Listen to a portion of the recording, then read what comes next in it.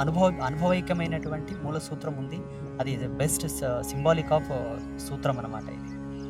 దీన్ని ఆసక్తి కలిగిన వాళ్ళు ఎవరైనాను కూడా తీసుకొని మీ ఇంటి గుమ్మం లోపల తగిలించుకోవచ్చు.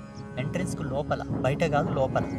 ఒక మేకు లాంటిది కొట్టి దాన్నక్కడ మీరు హ్యాంగ్ చేసుకుంటే, యజమాని రోజు దీని కింద గుమ్మం దాటి బయటికి వెళ్ళడం, బయట నుంచి లోపలికి రావడం చేస్తూ ఉంటే ఎన్నో అద్భుతమైనటువంటి శుభ సంకేతాలను ఆయన పొందగలడు. సర్వత్రా విజయాన్ని సంపాదించుకోగలడు. అంతటి అద్భుతమైనటువంటి ఇదొక దర్శనం, ఇదొక దిక్సూచిక. కల్పవృక్షం గురించి పురాణాల్లో చాలా విశేషంగా చెప్పారు. కామధేనువు గురించి కూడా చెప్పారు.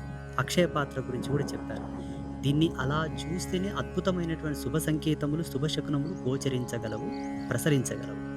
ఇంకొక ముఖ్యమైన విషయం చెప్తున్నాను. దయచేసి ఇది వ్యాపారం అని మాత్రం అనుకోవద్దు. మీకు దండం పెడతాను, చెయ్యెత్తి. వ్యాపారం చేసే కోణం కాదు.